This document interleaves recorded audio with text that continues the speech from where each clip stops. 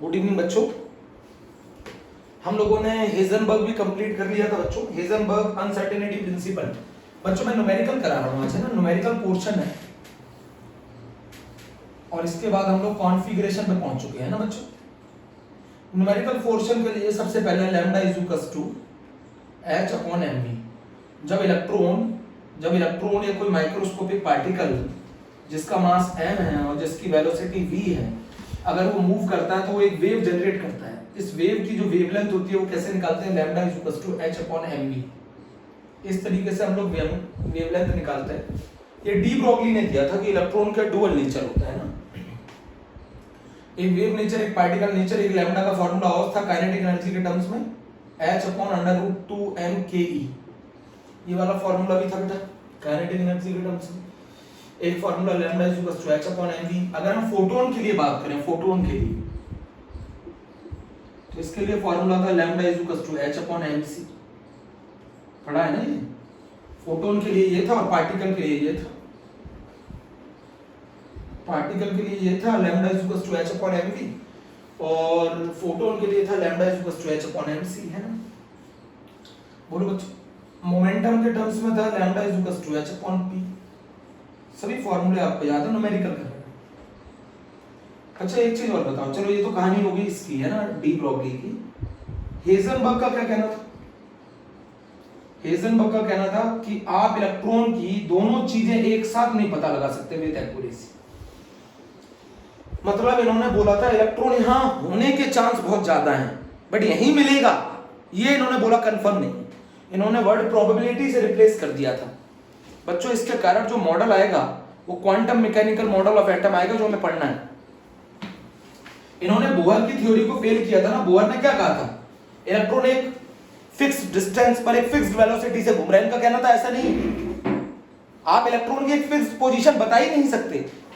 Electron यहां पे भी हो सकता है, यहां पर भी हो सकता है, यहां पर भी हो सकता है, बट ये जो जगह है यहां मिलने की प्रोबेबिलिटी इसकी सबसे ज्यादा है, ऐसा कह सकते हो आप। ये वो रीजन है जिस जगह इलेक्ट्रॉन के मिलने की प्रोबेबिलिटी सबसे ज्यादा है। अब बच्चों मान लो आपके घर में 4 कमरे हैं, तो 4 कमरों में से कहीं तो मिलोगे आप, तो किसी एक कमरे में आपके मिलने की प्रोबेबिलिटी ज्यादा है। तो इन्होंने ये बोला था, जबकि बोहर ने बोला था फिक्स्ड कि इतने डिस्टेंस पर इतनी रेडियस में आपको इलेक्ट्रॉन रिवॉल्व करता हुआ दिखाई देगा। इन्होंने बोला ऐसा नहीं, आप इलेक्ट्रॉन की पोजीशन एज वेल एज उसका मोमेंटम एक साथ कभी पता लगा नहीं सकते। हेजनबर्ग अनसर्टेनिटी प्रिंसिपल का formula delta x into delta p greater equal to h upon 4 pi. Delta x delta p को हम क्या लिख सकते हैं, m delta v is greater equal to h upon 4 pi. Delta x into delta p is greater equal to h upon 4 pi. Delta x into m delta v is greater equal to h upon 4 pi. Delta e into delta t is greater equal to h upon 4 pi. ये Heisenberg के 3 फॉर्मूले हैं बच्चों। Heisenberg uncertainty principal के ये 3 फॉर्मूले हैं, note किए।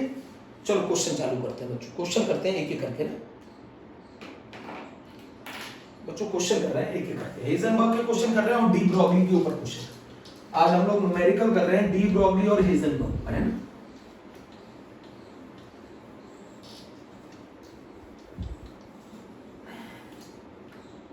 इन्होंने कहा था सर, हेजनबर्ग ने, इन्होंने एक वर्ड दे दिया प्रोबेबिलिटी। प्रोबेबिलिटी का मतलब है इलेक्ट्रॉन के यहां मिलने की प्रोबेबिलिटी है, अभी फिक्स नहीं बता सकते इलेक्ट्रॉन यहीं मिलेगा। जैसे मान लो मधुमक्खी का छत्ता होता है ना, तो मधुमक्खी के मिलने के चांस कहां ज्यादा होते हैं, मधुमक्खी के छत्ते के पास। बट ऐसा भी तो हो सकता है मधुमक्खी जो है वो छत्ते से दूर भी हो, बहुत ज्यादा दूर भी हो, बट उससे सबसे ज्यादा मिलने का चांस कहां है सबसे ज्यादा मिलने का चांस, मधुमक्खी के छत्ते के पास है। चलो पहला क्वेश्चन है, क्वेश्चन आया हुआ है बच्चों नीट में, if the uncertainty in position is equal to the uncertainty in momentum। अगर पोजीशन के अंदर जो अनसर्टेनिटी है अगर वो मोमेंटम के बराबर होती है तो कैलकुलेट करो uncertainty in velocity for electron. किसी भी इलेक्ट्रॉन के लिए अगर uncertainty in position uncertainty in momentum के बराबर है तो calculate the uncertainty in velocity. हमारा फॉर्मूला क्या होता है, delta x into delta P. जब आप न्यूमेरिकल सॉल्व करेंगे तो आप इक्वल टू का साइन लगा लेंगे, ये होता है। डेल्टा एक्स की जगह डेल्टा पी रख दो तो ये आ गया डेल्टा पी का square is equal to h upon 4 pi. तो बताओ डेल्टा पी बराबर कितना आ जाएगा, रूट h अपॉन 4 पाई। इसको सॉल्व करोगे तो डेल्टा पी बराबर क्या आ जाएगा, रूट h अपॉन पाई 1/2। बोलो 2 बाहर आ गया। डेल्टा पी किसके बराबर होता है, m डेल्टा वी के। 1/2 रूट h अपॉन पाई। तो बताओ डेल्टा वी क्या आ जाएगा, 1/2m root h upon pi. Answer आ गया, आंसर आ गया। बोलो बच्चों, पहला क्वेश्चन का आंसर आ गया। अगर अनसर्टेनिटी इन पोजीशन, अगर अनसर्टेनिटी इन मोमेंटम के बराबर है तो बताओ कि तो अनसर्टेनिटी इन वेलोसिटी किसके बराबर होगी, निकाल लिया। 1/2m into h upon root h upon pi. देखो क्वेश्चन क्या बोलता है कि अगर अनसर्टेनिटी पोजीशन में अनसर्टेनिटी मोमेंटम के बराबर रहता है तो what is the uncertainty in the velocity. तो delta x into delta p is equals to h upon 4 pi. Delta p का स्क्वायर, क्योंकि डेल्टा x और डेल्टा p बराबर है तो डेल्टा p का square is equals to h upon 4 pi. तो delta p क्या होगा, रूट h upon 4 पाई। 4 को अगर हम सॉल्व करेंगे तो रूट में बाहर आ जाएगा 1/2 रूट h upon पाई। तो डेल्टा p किसके बराबर होता है, m delta v 1/2 root h upon pi. तो डेल्टा v बराबर हो गया 1/2m रूट h upon पाई। बच्चों पहला क्वेश्चन कंप्लीट, बच्चों पहला question complete, first question complete बच्चों। बच्चों first question complete. Question number 2 is, बच्चों क्वेश्चन नंबर 2, बच्चों क्वेश्चन नंबर 2 एनसीईआरटी का क्वेश्चन है बच्चों। पेपर में आता है कितने मार्क्स में बच्चों, 2 मार्क्स में। Calculate the mass of the photon, calculate the mass of the photon, calculate the mass of the photon if the wavelength of photon is, if the wavelength of photon is, हमें mass of photon calculate करना है। if the wavelength of photon is 3.6 angstrom, with the wavelength of, if the wavelength of photon is 3.6 angstrom, तो हमें mass of the photon calculate करना है अगर wavelength photon की 3.6 angstrom है। What is the formula of calculating the wavelength of photon is equals to lambda is equals to h upon mc। इतना लिखेंगे तो 1 नंबर मिल जाएगा। lambda is equals to h upon mc। तो हमें mass निकालना है फोटोन को, तो ये हो गया h upon lambda c। But बच्चों ये ऐसा ही यूनिट में है तो h की यूनिट, h की वैल्यू कितनी होती है, 6.6 into 10 की पावर -34। लैम्डा आपको मीटर में रखना पड़ेगा, 3.6 1 एंगस्ट्रॉम बराबर हाउ मेनी मीटर, 10 की पावर -10 मीटर। c की वैल्यू कितनी होती है, 3 into 10 की पावर 8 मीटर पर सेकेंड। आप इसे सॉल्व करेंगे जो मास आएगा वो केजी में आएगा। आप इसे सॉल्व करेंगे जो मास आएगा वो केजी में आएगा। और वो आ रहा है 6.1 into 10 की पावर -29 केजी। वो आ रहा है 6.1 into 10 की पावर -29 केजी। वो आ रहा है 6.1 into 10 की पावर -29 केजी। Easy question. हमें एक मास निकालना था फोटोन का, फोटोन, और हमें उसके लिए वेवलेंथ मालूम है फोटोन के लिए। बच्चों में मास निकालना था फोटोन का, हमें वेवलेंथ मालूम है फोटोन की। तो हमारा फॉर्मूला क्या होता है फोटोन के लिए, अगर आपको वेवलेंथ निकालना है, lambda is equals to h upon mc। तो हमें मास निकालना, तो mass h upon lambda c, सभी को ऐसा यूनिट में रख दो। लैम्डा को ऐसा यूनिट मीटर, तो यहां पे लिख लो 1 एंगस्ट्रॉम बराबर 10 की पावर -10 मीटर। नहीं समझे? अगर मुझे मास ऑफ फोटोन निकालना है और वेवलेंथ हमें फोटोन की दे रखी है, तो what is the formula of the wavelength of photon calculate करने का, lambda is equals to h upon mc। m हमें निकालना है h upon lambda c। Lambda कितना दे रखा है, 3.6 एंगस्ट्रॉम, पुट कर दिया। 3.6 into 10 की पावर -10 मीटर into 3 into 10 की पावर 8 मीटर पर सेकंड। ये आ गया 6.1 into 10 की पावर -29 केजी। कितने मार्क्स में आता है पेपर में, 2 मार्क्स में, 2 मार्क्स में आता है। मेरी बात सुनी ना? Calculate the mass of the photon if the wavelength of photon is, बहुत आसान क्वेश्चन। तो अभी तक हम लोग 2 क्वेश्चन कर चुके हैं बच्चों, है ना? अभी तक हम लोग 2 क्वेश्चन कर चुके हैं। समझ रहे हो ना मेरी बात? नहीं समझे? अभी तक हम 2 क्वेश्चन कर चुके हैं। हेजनबर्ग ने क्या कहा था? हेजनबर्ग ने कहा था कि किसी भी माइक्रोस्कोपिक पार्टिकल के लिए आप उसकी exact position as well as उसका मोमेंटम पता लगा ही नहीं सकते। बोलो, हमने पहला क्वेश्चन क्या किया था कि अनसर्टेनिटी इन पोजीशन अगर बराबर हो जाए अनसर्टेनिटी इन मोमेंटम के, तो बताओ अनसर्टेनिटी वेलोसिटी में कितनी आएगी। ये पहला क्वेश्चन था। अगर अनसर्टेनिटी पोजीशन में अनसर्टेनिटी मोमेंटम के बराबर आ जाए तो अनसर्टेनिटी इन वेलोसिटी कितनी होगी। बहुत आसान था। क्या होता है हेजनबर्ग का फॉर्मूला? हेजनबर्ग अनसर्टेनिटी प्रिंसिपल का फॉर्मूला क्या होता है? हेजनबर्ग अनसर्टेनिटी प्रिंसिपल का फॉर्मूला क्या होता है? Delta x into delta p is equal to h upon 4 pi. तो डेल्टा x बराबर है डेल्टा p के, तो पुट कर दो, तो डेल्टा p का स्क्वायर आ गया is equal to h upon 4 pi. तो डेल्टा p बराबर आ गया root h upon 4 pi. Delta p की जगह रख दो m delta v is equal to root h upon 4 pi. तो डेल्टा v बराबर आ गया 1 upon 2m root h upon pi. Easy question था पहला क्वेश्चन। पहला क्वेश्चन आसान था। दूसरा क्वेश्चन नंबर जो मैंने पूछा, ये क्वेश्चन तो बच्चों नीट में आया था, मैंने बताया था, ये आपको बार बार कराता हूं। जो दूसरा क्वेश्चन था वो एनसीईआरटी का था। कैलकुलेट द क्या करना है? Calculate mass of photon. हमें मास ऑफ फोटोन कैलकुलेट करना है। If the wavelength of photon is 3.6 angstrom. Mass और वेवलेंथ का एक ही रिलेशन है। फोटोन के लिए क्या होता है? Lambda is equal to h upon mc। क्यों? फोटोन लाइट की स्पीड से मूव करते हैं, तो हमारा m क्या हो गया? बोलो, h अपॉन लैम्डा c। सभी को ऐसा यूनिट में रख दो। 6.6 into 10 की पावर माइनस 34, 3.6 into 10 की पावर माइनस 10 मीटर। c की वैल्यू बोलो 3 into 10 की पावर 8। सॉल्व कर लो जो भी आए। 6.1 into 10 की पावर माइनस 29 kg।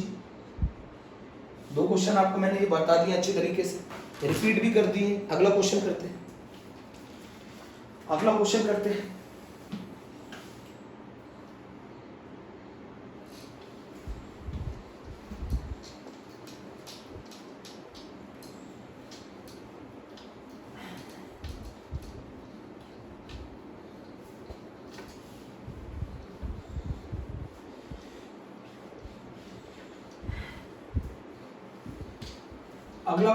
बच्चों। क्वेश्चन नंबर 3 क्या कहता है बच्चों? ये भी क्वेश्चन जी में आया हुआ है बच्चों,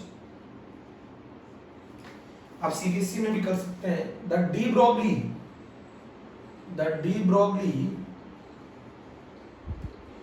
wavelength of a particle, the de Broglie wavelength of a particle of mass 6.63 gram moving with a velocity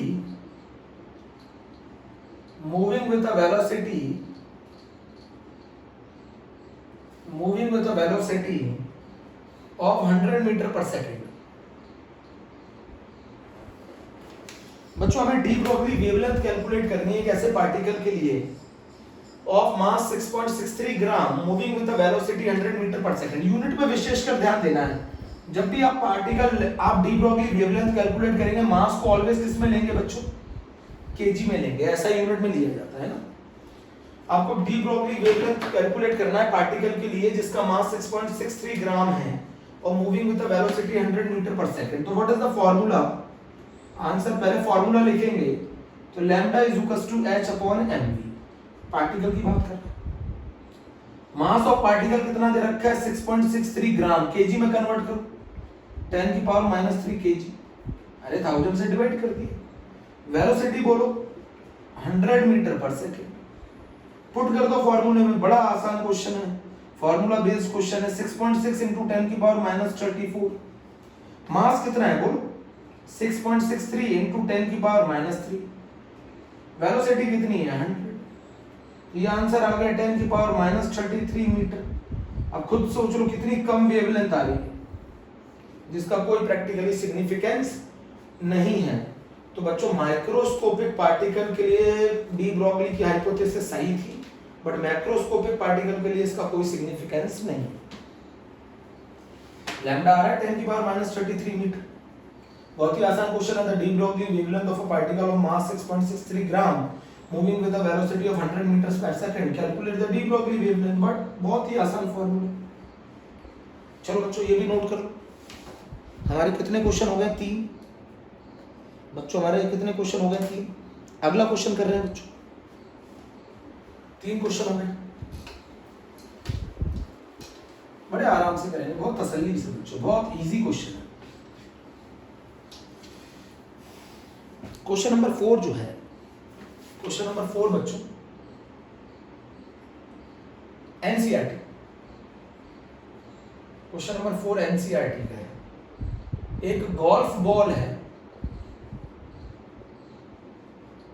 has a mass of, बच्चों सही क्वेश्चन है, हैज अ मास ऑफ 40 ग्राम। एक गोल्फ बॉल है जिसका मास 40 ग्राम है एंड अ स्पीड कितनी है उसकी? 45 मीटर पर सेकेंड।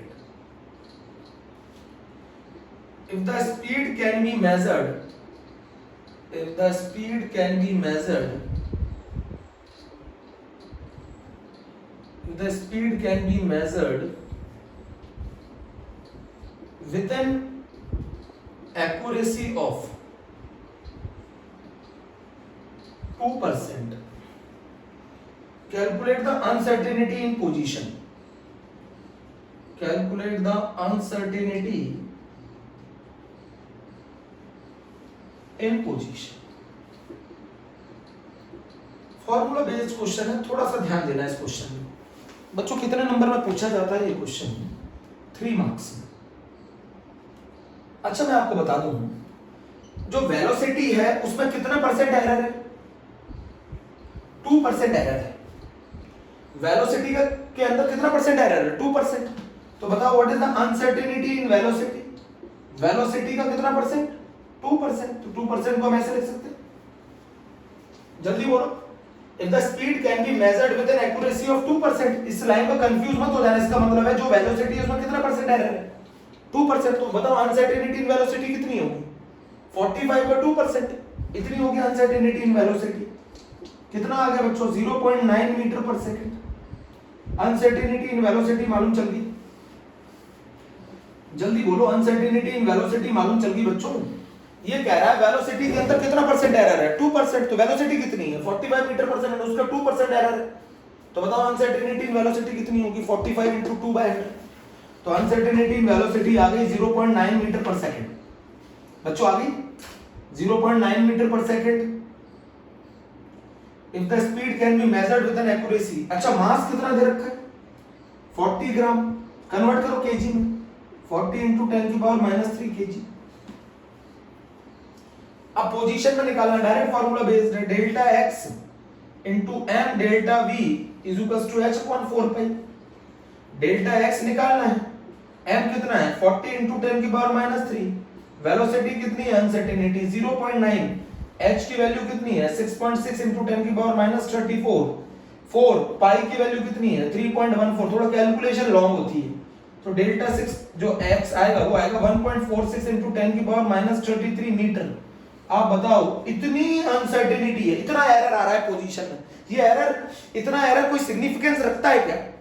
इतना एरर आ रहा है, इतनी गलती आ रही है। कितनी गलती आ रही है? 10⁻³ कितनी कम है ये? बहुत ज्यादा कम है ये गलती बेटा, बहुत ज्यादा कम है। इसका कोई सिग्निफिकेंस नहीं है। इतनी अनसर्टेनिटी की कोई सिग्निफिकेंस नहीं बेटा। 10⁻³ कितना छोटा है? बहुत बहुत ज्यादा छोटा है, इसका कोई सिग्निफिकेंस नहीं है। तो एक गोल्फ बॉल, बच्चों जो मैंने बताया था हेजनबर्ग का जो अनसर्टेनिटी प्रिंसिपल है वो भी माइक्रोस्कोपिक पार्टिकल के लिए वैलिड है। तो अनसर्टेनिटी इन वेलोसिटी मिल गई आपको। मास आपको दे रखा था क्वेश्चन में, अंडरलाइन करो। फॉर्मूला आपको दे रखा था, इसका 1 नंबर होता है क्वेश्चन पेपर में, इसका 1 मार्क होता है बच्चों। पुट किया, वैल्यू, आंसर निकाला। यूनिट का विशेष कर ध्यान रखना। तो बच्चों ये क्वेश्चन 3 मार्क्स में पूछा जाता है, इसको नोट कर लो।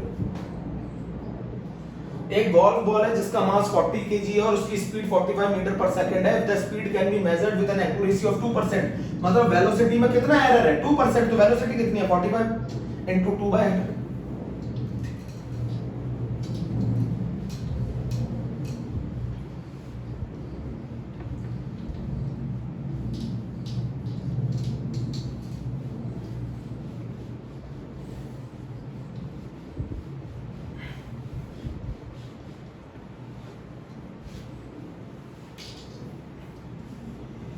बच्चों अगला क्वेश्चन, क्वेश्चन नंबर 5। बच्चों ये जी में आया था 2006 में। अनसर्टेनिटी, अनिश्चितता कहते हैं हिंदी में। Uncertainty in the position of electron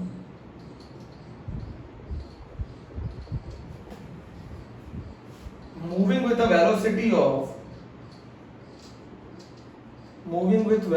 of 300 meter per second accurate up to 0.001%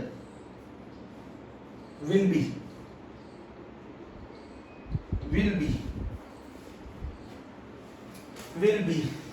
सुना बच्चों, इजी क्वेश्चन है, सॉल्यूशन करते हैं। क्वेश्चन नंबर 5 सॉल्यूशन करते हैं। Uncertainty in the position of electron moving with a velocity of 300 metre per second. चलो अच्छा पहले गिवन कर लो, गिवन क्या क्या है। गिवन है आपको अनसर्टेनिटी इन वेलोसिटी निकालनी है, तो वेलोसिटी दे रखा है और इसमें एरर कितना दे रखा है, ये एरर है। इस वेलोसिटी में कितना एरर है 0.01% का, तो बताओ अनसर्टेनिटी कितनी होगी वेलोसिटी में। इस वेलोसिटी का कितना 0.001 डिवाइडेड बाय 100, बोलो कितना आ गया बच्चों, ये आ गया 0.003, तो ये आ गया 3 × 10⁻³ मीटर पर सेकंड। इतनी अनसर्टेनिटी है वेलोसिटी में। बच्चों अच्छा ये डेल्टा वी क्या है, अनसर्टेनिटी इन वेलोसिटी। तो इस वेलोसिटी में कितनी अनसर्टेनिटी है, इस वेलोसिटी का 0.001%, तो इस वेलोसिटी का 0.001% निकालोगे तो 3 × 10⁻³ मीटर पर सेकंड आएगा। अच्छा ये बताओ मास ऑफ इलेक्ट्रॉन कितना होता है, 9.1 × 10⁻31 kg। मास ऑफ इलेक्ट्रॉन कितना होता है 9.1 × 10⁻31 kg। जल्दी बताओ। तो अब हमें निकालना क्या है, फाइंड क्या करना है, फाइंड करना है अनसर्टेनिटी इन पोजीशन, फाइंड करना है uncertainty in position, delta X find करना है। तो फॉर्मूला क्या होता है, delta X into delta P is equal to h/4π। Delta X निकालना है, मास कितना है 9.1 × 10⁻31, वेलोसिटी कितनी है अनसर्टेनिटी इन वेलोसिटी 3 × 10⁻³ h की वैल्यू 6.6 × 10⁻34, 4 पाई की वैल्यू कितनी है 3.14। तो जो डेल्टा एक्स आएगा, मैंने आपको बताया था इलेक्ट्रॉन के लिए अनसर्टेनिटी काउंटेबल आती है 1.92 × 10⁻² मीटर। इजी क्वेश्चन था, कंसेप्ट क्लियर हो तो इजी क्वेश्चन था। इजी क्वेश्चन है बच्चों, बहुत आसान क्वेश्चन है। वेलोसिटी में कितना एरर है 0.001%, तो बताओ अनसर्टेनिटी कितनी होगी वेलोसिटी में। बच्चों इस वेलोसिटी के अंदर इतना परसेंट एरर आ रहा है, तो बताओ कितना वेलोसिटी में अनिश्चितता होगी, कितनी अनसर्टेनिटी होगी इस वेलोसिटी का 0.001%। बहुत आसान क्वेश्चन, चलो नोट किया, नोट किया, जल्दी बताओ। चलो अब बच्चों मैं एक और चीज बताऊंगा आपको, बहुत अच्छे से समझाता हूं आपको। एक और चीज मैं बहुत अच्छे से समझाता हूं, मेरी बात सुनना बहुत अच्छे से। एक और चीज बहुत अच्छे से समझाता हूं। एक क्वेश्चन अभी आया है बच्चों, एक क्वेश्चन अभी आया है जी मेंस में, अभी आया है 2020 हेजनबर्ग अनसर्टेनिटी प्रिंसिपल से, और वो आया है uncertainty in position, uncertainty in position of a 0.25 gram particle is 10 की power -5 metre. Calculate the uncertainty in velocity. Direct question है, formula based. Calculate the uncertainty in velocity. Question number कौन सा हो गया बच्चों? 6 है. अनसर्टेनिटी पोजीशन में कितनी दे रखी है लिख लेते हैं, सब चीजें मेंशन करते हैं. डेल्टा एक्स बराबर हो गया 10 की पावर -5 सॉरी 10 की पावर -5 मीटर. बच्चों मास कितना हो गया? 0.25 ग्राम. केजी में कन्वर्ट करो, 10 की पावर -3 की. हमें निकालना क्या है? Uncertainty in velocity. फॉर्मूला क्या है? Delta X M delta V is equals to H upon 4 pi. Delta X कितना है? 10 की पावर -5. मास कितना है? 0.25 इंटू 10 की पावर -3. डेल्टा वी आपको निकालना है. एच कितना है? 6.6 इंटू 10 की पावर -34. 4 पाई की वैल्यू कितनी है? 3.14. तो बताओ इससे अनसर्टेनिटी इन वेलोसिटी कितनी आएगी? इससे अनसर्टेनिटी इन वेलोसिटी आ रही है 2.1 इंटू 10 की पावर -26 मीटर पर सेकंड, जिसका कोई सिग्निफिकेंस नहीं है. ये वैल्यू इतनी कम है जिसका कोई सिग्निफिकेंस नहीं है. ये एरर इतना कम है कि एक तरीके से रिजल्ट सर्टेन है. बहुत ही आसान क्वेश्चन था.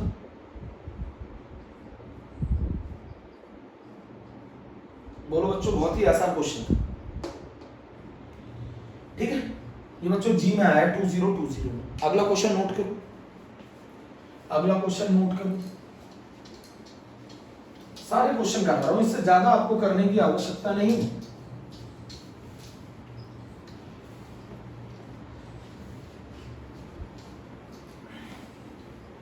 वन टू वन हम लोग सारे क्वेश्चन कर रहे हैं एनसीईआरटी के एज वेल एज. क्वेश्चन है बच्चों the mass of electron. NCERT का क्वेश्चन है, 3 मार्क्स में पूछा जाता है. मास ऑफ इलेक्ट्रॉन हर बच्चे को मालूम है 9.1 इंटू 10 की पावर -31 केजी. काइनेटिक एनर्जी जो है वो दे रखी है 3 इंटू 10 की पावर -25 जूल. हमसे वेवलेंथ पूछ रहा है बच्चों, हमसे वेवलेंथ पूछ रहा है. बहुत ही आसान question. Question number 7. Kinetic energy के टर्म्स में वेवलेंथ का क्या फॉर्मूला होता है? आपने अभी पढ़ा है. Lambda is equals to h upon √2m K. बोलो, लैम्डा पूछ रहा है, h की वैल्यू 6.6 इंटू 10 की पावर -24. 2m, m की वैल्यू 9.1 इंटू 10 की पावर -31. v काइनेटिक एनर्जी की वैल्यू 3 इंटू 10 की पावर -25 जूल. तो इसे सॉल्व करोगे तो आपका रिजल्ट आएगा 896.5 नैनोमीटर. इसको सॉल्व करोगे तो आपका रिजल्ट आएगा 896.5 नैनोमीटर. अच्छा, 1 नैनोमीटर का क्या मतलब है? 1 नैनोमीटर बराबर 1 नैनोमीटर बराबर होता है 10 की पावर -9 मीटर. 1 एंगस्ट्रॉम बराबर होता है 10 की पावर -10 मीटर. 1 पिकोमीटर बराबर होता है 10 की पावर -12 मीटर. सही है. 1 माइक्रोमीटर बराबर होता है 10 की पावर -6 मीटर. 1 मिलीमीटर बराबर होता है 10 की पावर -3 मीटर. 1 सेंटीमीटर बराबर होता है 10 की पावर -2 मीटर. 1 डेसीमीटर बराबर होता है 10 की पावर -1 मीटर. बोलो, नोट कर लिया?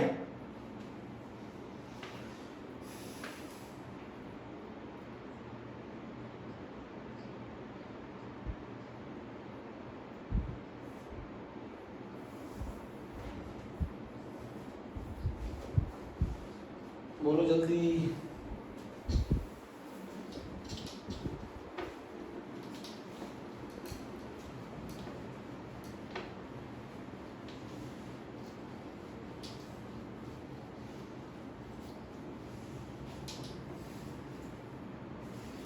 अगला बच्चों NCERT question. Question number 8, what will be lambda of a ball of mass 0.1 kg, IIT में आ चुका है, moving with velocity of 10 metre per second.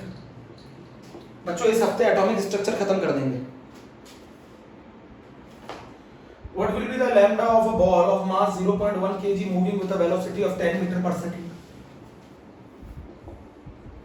What will be the wavelength of a ball? बहुत आसान question है। lambda is equals to h upon mv, direct formula. lambda निकालना है, h की value 6.6 into 10 की पावर माइनस 34। मास कितना है ball का केजी में 0.1, वेलोसिटी 10, तो lambda आ गया 6.6 into 10 की पावर माइनस 34 मीटर। लल्लू सा क्वेश्चन, 2 marks।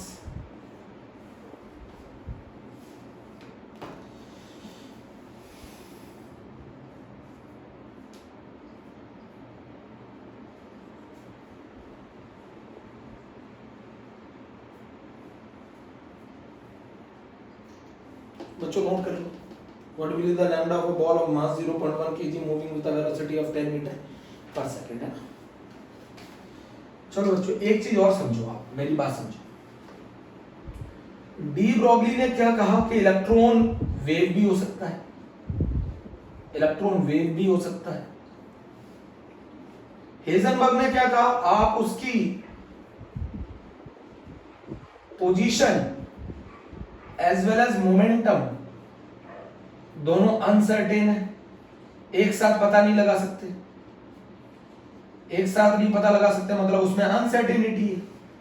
तो इन दोनों कंसेप्ट को यूज करके एक मॉडल आया है जिसको बोला गया क्वांटम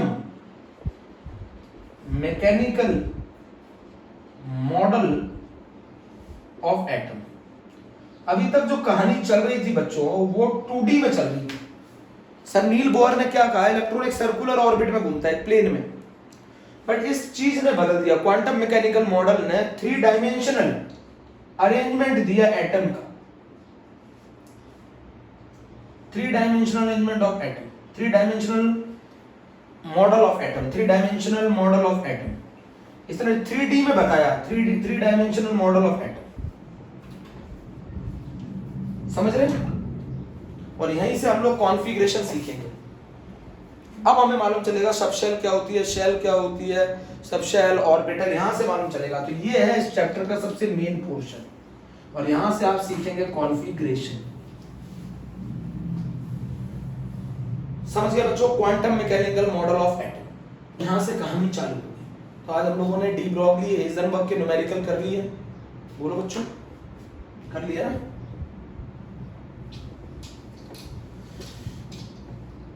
डी ब्रॉगली ने इसके डुअल नेचर की बात करी, हेजनबर्ग ने इसके अनसर्टेनिटी की बात करी। हेजनबर्ग की वजह से ये वर्ड आया प्रोबेबिलिटी। आप एग्जैक्ट लोकेशन तो इलेक्ट्रॉन की बता ही नहीं सकते, उसमें कुछ ना कुछ एरर आएगा, तो प्रोबेबिलिटी बता सकते हैं इलेक्ट्रॉन के मिलने का चांस है। बच्चों इसकी वजह से वर्ड आया प्रोबेबिलिटी, यहां मिलने का चांस है, बट 100% यही मिलेगा ये कह नहीं सकते। मतलब बोर ने बोला था इलेक्ट्रॉन जो है इस पर्टिकुलर रेडियस में घूम रहा है।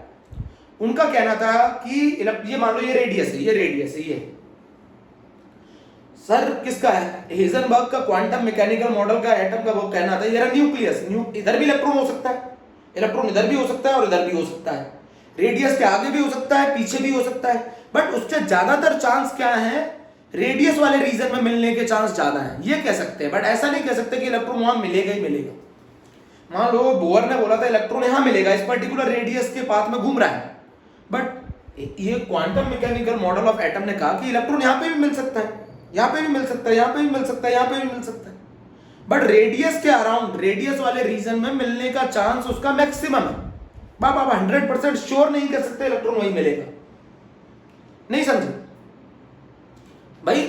उसने कहा था, सर नील बोर ने कहा था इलेक्ट्रॉन इस पर्टिकुलर रेडियस के इस पाथ में रिवॉल्व करता है, बट उनका कहना था quantum mechanical model of atom, मान लो ये न्यूक्लियस है तो इलेक्ट्रॉन यहां पे भी मिल सकता है, यहां पे भी मिल सकता है, यहां पे भी मिल सकता है, यहां पे भी मिल सकता है, बट रेडियस वाले रीजन में उस रेडियस वाले रीजन के अंदर उसके कंसंट्रेशन ज्यादा हो सकता है, मतलब उसके मिलने का चांस ज्यादा हो सकता है। रेडियस वाले रीजन में उसके मिलने की चांस प्रोबेबिलिटी ज्यादा है। बट ऐसा नहीं है कि इलेक्ट्रॉन यहां नहीं मिल सकता, यहां नहीं मिल सकता, यहां नहीं मिल सकता। इलेक्ट्रॉन यहां पे, मान लो ये रेडियस है, ये रेडियस है, तो इलेक्ट्रॉन यहां पे भी मिल सकता है, यहां पे मिल सकता है, यहां पे मिल सकता है, यहां पे मिल सकता है, यहां पे मिल सकता है। बट यहां जो रीजन है, ये रीजन जो है, यहां मिलने का चांस ज्यादा है। ये कहा था quantum mechanical model of atom. चलिए कुछ फॉर्मूले रिवाइज करा दूं। बताइए बोहर रेडियस का फॉर्मूला क्या होता है? 0.529 into n square upon z angstrom. Bohr velocity का फॉर्मूला क्या होता है? 2.18 into 10 की power 6 into z upon n metre per second. Bohr का एनर्जी का फॉर्मूला क्या होता है? -13.6 upon n square into z स्क्वायर इलेक्ट्रॉन वोल्ट पर एटम। बोलो। अच्छा एक चीज और मुझे बताओ, 1 इलेक्ट्रॉन वोल्ट को is equal to 96.5 kilojoule per mole is equals to 23.1 kilo calorie per मोल। ठीक है, मान लो अगर मैं आपको बोल दूं, अगर मैं आपको एनर्जी ईवी में दे दूं, तो आप वेवलेंथ निकाल सकते हैं एंगस्ट्रॉम में, 12400 upon lambda energy in eV. ये सब मैंने आपको पढ़ाया है। तो बोहर रेडियस का formula 0.529 into n square upon z, Bohr velocity का फार्मूला 2.18 into 10 की power 6 into z upon n, Bohr energy का formula -13.6 upon n square into z square, 1 electron volt is equals to 96.5 kilo joule per mole is equals to 23.1 calorie. अगर lambda आपको angstrom में निकालना है तो 12400 upon energy in EV, और अगर lambda आपको नैनोमीटर में निकालना है तो 1240 अपॉन एनर्जी इन ईवी। बोलो जल्दी बताओ।